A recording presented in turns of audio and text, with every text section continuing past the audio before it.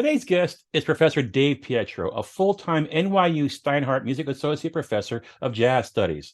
Now, Dave's got a pretty big bio, so forgive me for reading this one.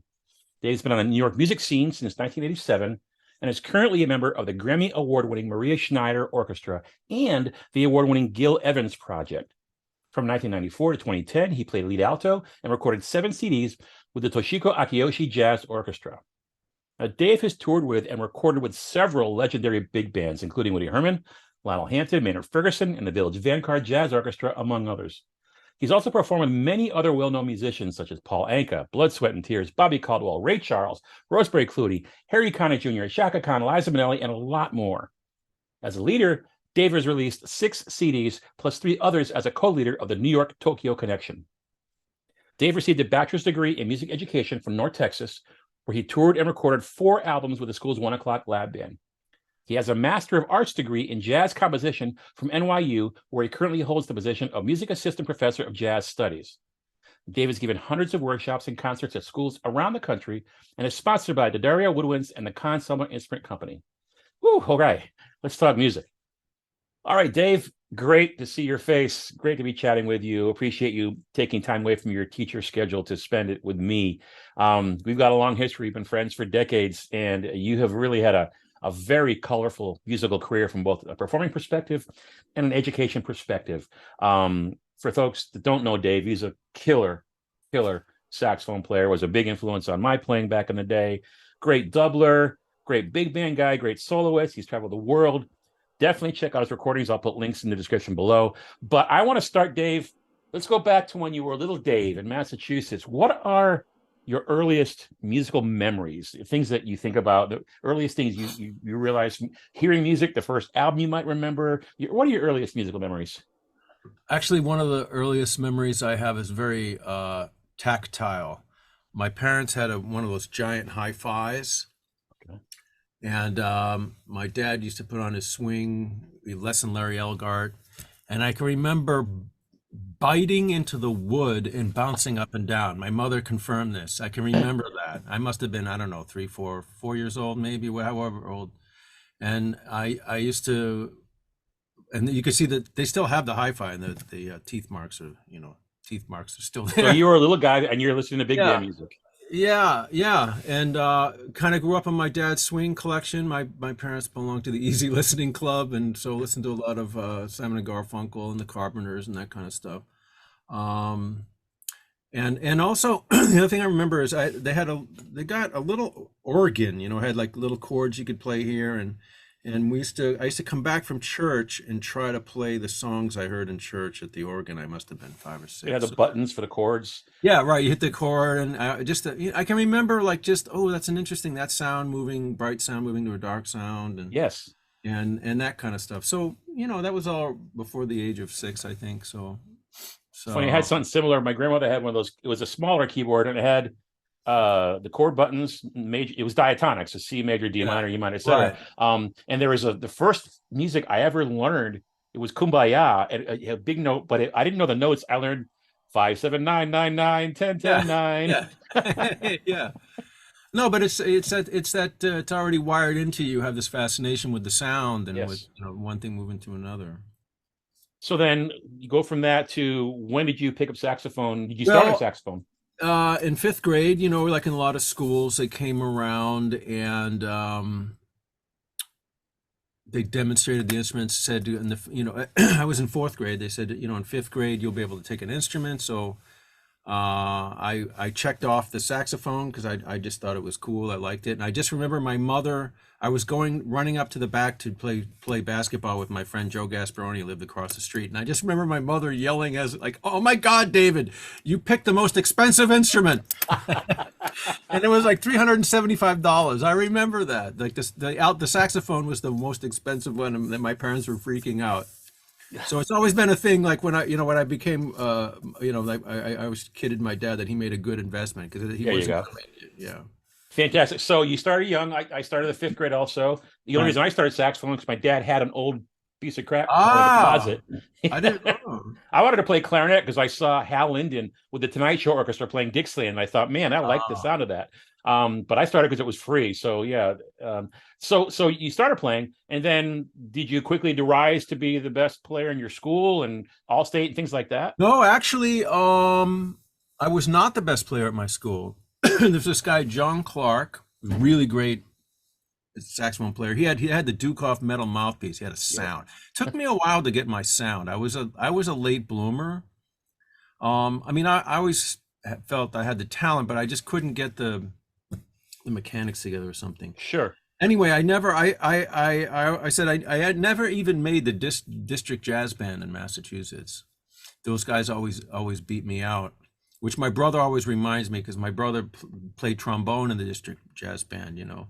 I But did I not know actually, that.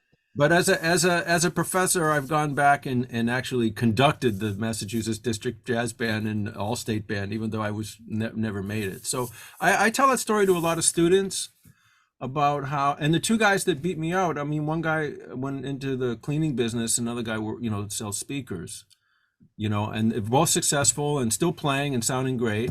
Yeah. But, I tell the story to students because, so there are people who are early bloomers and people who are late bloomers, and it doesn't really have to do with how, in the long run, as you know, how successful you're going to be. It's it's the long game that's really the important one. Yeah, there's folks that are blessed with talent and don't work hard. There's folks that work really, really hard and get better.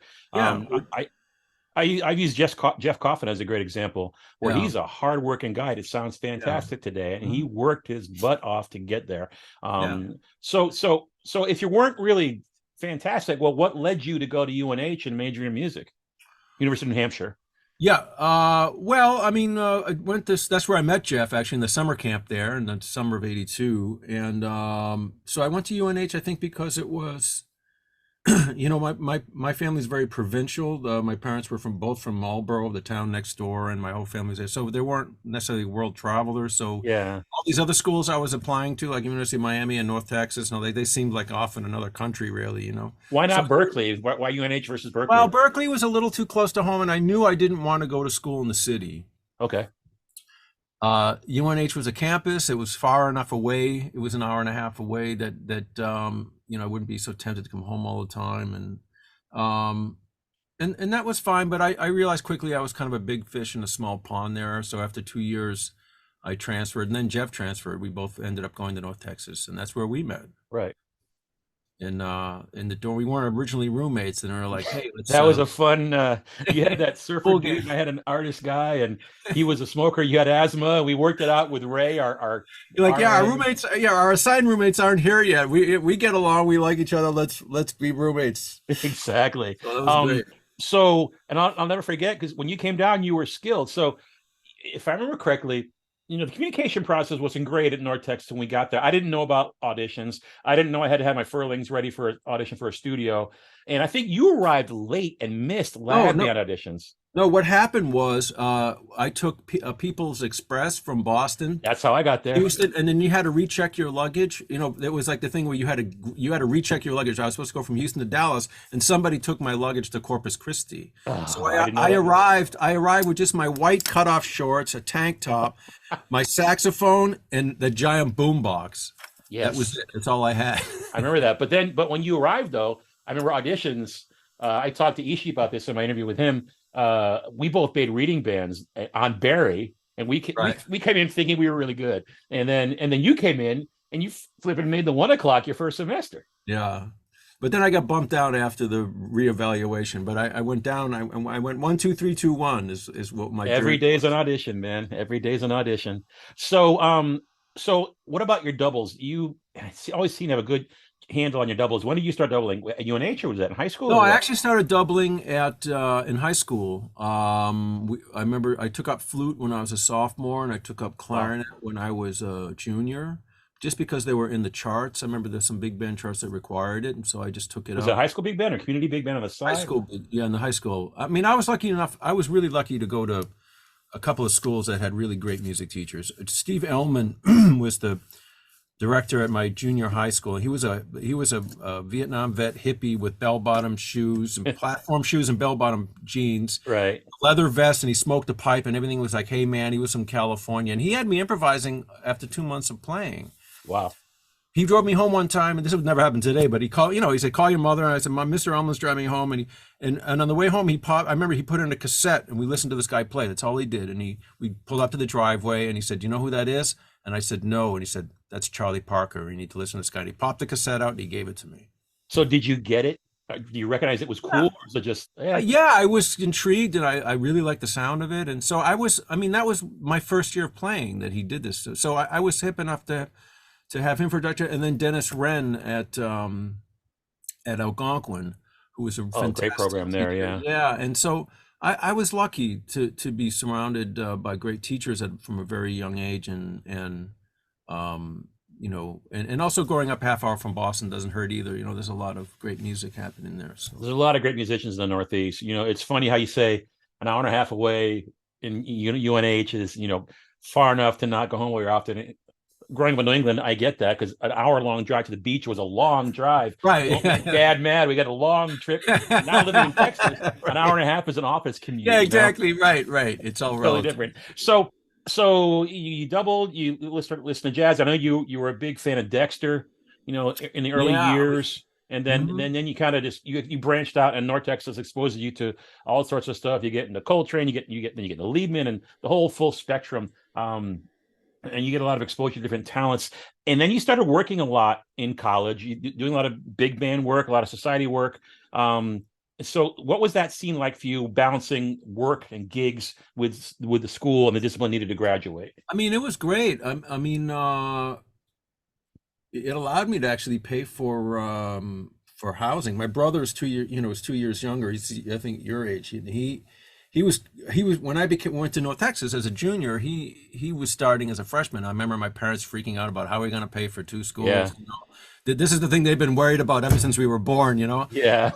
I got a scholarship at school, and I was able from the gigging to just pay my own housing. So that really helped them, I know. So it was great. It was a great experience to sort of practice being on your own and taking care of your own life in terms of getting your food and getting your housing and making your money and so you always had we talked about this years ago. I don't know if you remember.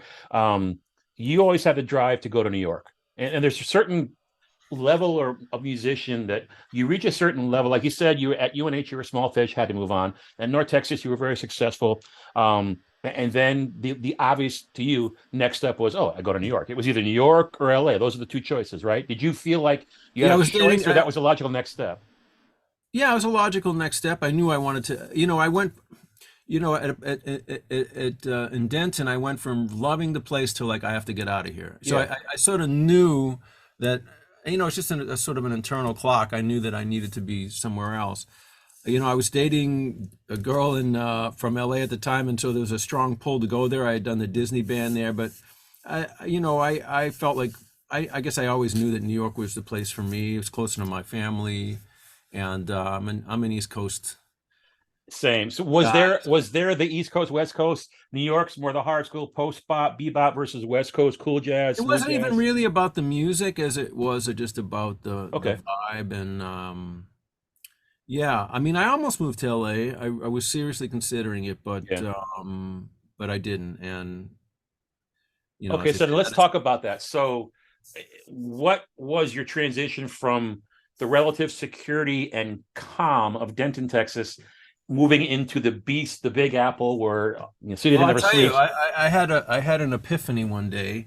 I was living with Brian Baer and Bruce Saunders. Yeah. Out in Staten Island, we had a house, and this is coming off having been lead alto in the 1 o'clock and been the big man. All the gigs and everything. Yeah. And then moving to New York and kind of struggling, not getting a whole lot of work. I remember when I was first or second year I was in New York, I got audited because I'd only made like $17,000 that year. They ended up owing me money, if you can believe it, because I had to turn in some receipts. Good lawyer. Yeah, but I remember having this epiphany up in the bedroom. It was hot. It was summertime, so it had to be 6 months after I had moved there. And I remember this light bulb coming over my head, and the words were, "Nobody gives a shit." Here you go. I thought, nobody gives a shit that I'm in New York. Right.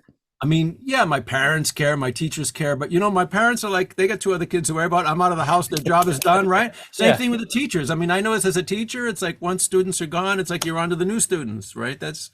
Um, and I realized that my journey from that moment on, from the age of 23, whatever it was going to be an intensely personal one. And I remember getting into a lotus position back when I could, Yeah. and dedicating my life to being the best musician that I could be. I realized that this was going to be a real So there were some challenges. You faced some challenge. challenges. It was tough, Yeah. and you said, "I'm going to overcome this." So, how did you transition then from the life of a regularly gigging musician, playing society gigs, playing pits, musicals, big bands? I mean, you went on the road. You done. I mean, playing with Marie Schneider and Toshiko. You did a lot of travel. How did you get transition from life as an actor performer to getting into the world of academia? Well, it wasn't I mean, I had already for years been, like I said, when I was, let's see, 98, so I was 34, I had started teaching adjunct. So little by little, I've been teaching a little bit more. And then I started taking on more responsibilities. I had private students at Hofstra, and I had private students at CW Post. And then I also had a class and a couple of students at NYU. So in addition to doing all the freelancing, I was also teaching adjunct. Yeah. It wasn't a full-time position. So I did that for a bunch of years. And then in 2010, when I was 46, this full-time job came up, and I started thinking 46, retirement's not that far down the road. You start thinking a little differently. And also, I had been doing Broadway for 20 years, and I don't want to say I was getting burned out on it, but I really believe the older I get that life is about chapters, and 20 years is a good chapter. There you go. It's a nice To round kind of number. right? Yeah, like you spend 20 years with your parents, and then you move out, right? And 20 years at a job, and then people have midlife crisis and they do something else, and then another 20 years, and then you retire. So it kind of felt that way to me. Like, okay, and I remember when I went back to school in my 30s, it was because something was missing for me. I was going from gig to gig to gig to gig to gig, and I didn't feel like I was growing at all. So I went back to study composition, jazz composition with Jim McNeely and some of the classical professors, and that kind of recharged me. So that's started my connection here at NYU. And then when this position came up, I applied. I wasn't, well, I don't know if I don't think I was a finalist, but through all, I guess it was meant to be, because through all of these things that happened, they offered the job to me. I interviewed, got the job, and here I am. This is my 13th year here. That's fantastic. I mean, so I call my dad, by the way, my dad's always been supportive, like old school. And I'm the oldest son, so I was supposed to take over the electronics business that he has, but I abdicated to my brother. So I called my dad when I got the teaching job at NYU, and I said, "Dad, you'd be happy to know I finally got a day job." And he says, "It's about time." it's about. I've always envisioned your dad as kind of like the father from the Wonder Years, that TV show back in the day. My dad was the same way. Like, get a job, get a real job. What are you going to get a real career? Yeah, no, he did that in the beginning. He would say, "When are you going to get?" But he kind of, when I stopped asking for money, and he saw that I was taking care of myself by the time I was 30, he stopped asking. So I never got it, and so when I met Sue, who you know and love well, back in the day, her parents see me as this, in Texas, this Yankee musician guy, and back then I had longer hair and an earring, etc. And what are you really going to do for a living? And then I never understood that. Well, I'm going to be a musician. And it just made sense. It was always my path. And not until I had kids of my own, teenagers and a daughter, and like, okay, I get it. What's this loser going to do for a job? What to get a real job? So I get it now. I totally get it. So your undergraduate, you transferred UNH to North Texas. You got an education degree, correct? A music ed, yeah. And then you mentioned you went back to school. Master's of that, was that in New York? Yeah, when I was the master's was at NYU, when I studied with Jim McNeely, and that was in jazz composition. Yeah, got it. So you mentioned, I guess so. I always knew, even back when I got I mostly got my music ed degree because my parents were kind of pressuring me, like, you got to get a real degree. That's what Sue did. Sue was opera major, and her father convinced her to switch to ed. So it's the practical thing you do as a music student in college. Yeah. So, so you mentioned the pits and the gigging scene, and the music world has changed a ton for a lot of different reasons. I know that the orchestra, the pit orchestra scene in New York continues to shrink. I saw a picture, I saw an interview with Dan Willis a few years ago on CBS, and I think he had like 10 instruments in front of him, because Dan's a Yeah, great double reed yeah, player as yeah. well. So it's just they're asking more and more out of fewer musicians. And then you look at live television, a lot of the big shows, even in LA, used to have live bands. Now they're going with stuff in a can. Back in the day, did you ever play the rodeo when you were in Denton? Any rodeo or circus gigs at all? Yes, I've played some circus gigs. I might have played the rodeo once. Yeah, so those are all now in the can as well. So it seems that, well, it not seems it, the obvious direction that music world is going today is less live musicians. There are less opportunities to play. When we were younger, growing up in the 80s, we had, local big bands to play with, community big bands. I aspired to play with Buddy or with Maynard. And I know you play with Maynard. The There you go. Look at that picture with the kid. Oh my God, look at you. Yeah, acid wash jeans. That's 1990 when I played with Maynard. That's hysterical. But those bands aren't really around anymore. I mean, the basic bands changed Yeah. quite a bit. And so now there's fewer jazz opportunity, I think, to play organizationally. But then there's a club scene, and you live in the heart of the jazz capital of the world. What's the live music scene like now? Is it shrinking? Is it becoming alive again? What's the music scene like today versus 20, 30 years ago? Well, I have to say, since we've sort of sprung back after COVID, the clubs have been packed. Nice. The jazz clubs have been packed. Birdland, they have a theater downstairs and a stage upstairs, and times I've been there, they're full. Sunday they have a Sunday afternoon big band gig, usually from like 5:30 to 7. I mean, and Birdland's a big club, and it was Yeah. last couple of times I've been there to see different groups. I saw the Tony Cadlick big band there, and a Are couple you of still playing with Vanguard or Maria or Toshiko at all?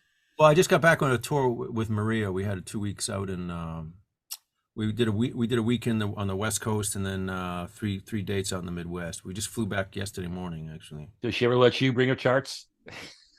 No, I saw Toshko kind of disbanded the band about well, she's 93 now. She disbanded the band about 10 years ago. Okay, I didn't realize that was Yeah. the band still existed or not without her. She was the band. Yeah, she her has little- the band is sort of the band is done. I mean, the last gig we played was 2016. It was a video at Lincoln Center for NHK. Yeah, nice. Uh, So, well, let me wrap up with my I guess I've gone through my series of 4 or 5 questions. Your musical memories, your education, why college, what after college, and how'd you get an education? The final summary question kind of is for kids today or parents of those kids. They're good in band, or they think they want to be a musician. They know in their heart, of course, I'm going to be a musician. What advice do you give the kids, aspiring students that are considering a career in music? Should they definitely go for it? Should they run like hell and get an accounting degree? A blend of those two? And so, what advice would you give as to what to expect as far as education goes, and what the reality is from finding work afterwards? So I'm going to answer that question and the question before Sure. together, which is that I do think there will always be a demand for live music. There's just not. I mean, I understand that the internet provides a platform and a connection for many people, but it's been my feeling, talking about the clubs here, that people just want that live experience. Yeah. I mean, we haven't fundamentally changed as human beings just because we have this technology. Quite honestly, I tell my students, never make a decision based on fear unless your life is in danger. That's good advice. And if I had it, I wouldn't have gotten a music ed degree, actually. I mean, I learned a lot, but I think I would have studied more composition. Yeah. In undergrad. I would have just really went for it more, quite honestly. It didn't hurt when I applied for this gig that I had a degree. That in was music my follow-up. I education. was going to say, don't But you it's kind not, of it's need not that degrees? required. No, it's not required unless you teach high school. But Okay. the larger point is, there are many things I didn't even think about when I went into music that have been such a huge part of my life, and one of them is traveling. I've been to 40 different countries and seen the Great Wall of China and the Taj Mahal, and floated in the Ganges River, and been to Brazil many Let's talk times. about that some more. If we got a few extra minutes because we went kind of quick. You really expanded. You've got a lot of solo recordings out there, and you really seem like you fell in love with the music of India. Of Eastern music. I mean, you got the flutes all over the wall, and you got recordings. Talk about that. How you learned about that? Well, two of my biggest musical influences outside of American jazz is I mean, besides classical music too, Right. is Brazilian music and Indian music. And I was like, what is it about these two? They're very different, but what are the qualities that really get me? And what I found was that there's a lyricalness, Yeah. combined with a sophisticated rhythms that Absolutely. that are not in your face. They're subtle, but there's a like a both in Indian music and in Brazilian music, there's all this interesting rhythmic stuff that's going on that's not that, but that doesn't overshadow this beautiful sort of singing quality of the music. It's also very I mean, all music is emotional, but there's definitely, I think, I want to say a closer tie, but it's there's a deep passion in those cultures for the creative arts. And I don't know if it's more so than the US. I mean, we get kind of caught up in technology and the latest greatest thing, the life of the material. We measure music as a commodity in this country. Everything's measured in commodity. Who's winning, who's losing, who's up, who's down, what's the score, how much can you make, how much money can you make at it, and get more clicks, more visits. Right. In other countries, it's just much more, even in Europe with the classical music, it's a much more a part of the cultural fabric, Absolutely. Back in the 80s, we used to see written in the walls of the bathrooms, "Jazz is dead," and that was in the 80s, and here we are 40 years later. It's certainly not It's evolving. dead. Yeah, it's evolving. To your last question about what I advise, I said never make a decision based on fear. I mean, first, the other thing I tell my students is, if you have to decide whether to be a musician or not, you should do something else. Yeah. It has to be that music is your passion, and then it's like, okay, this is what I must do with my life, and I have to figure out how I'm going to make a living at it.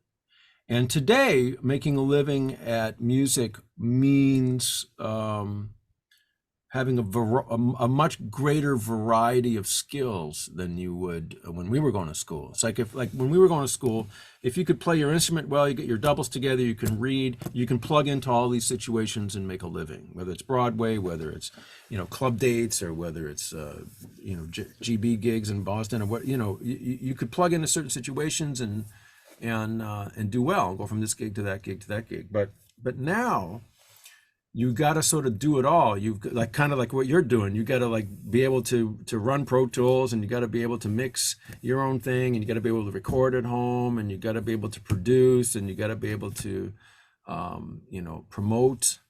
So the good thing about all of that is you used to have to plug into, whether it's a record company or, if you had to get into the club, you had to get someone give you a membership, right? Or invite you into the club. Now you can create your own club, but with that, so that's great. But with that comes the responsibility of having to have a lot more of the business side of things and the production side of things under your belt.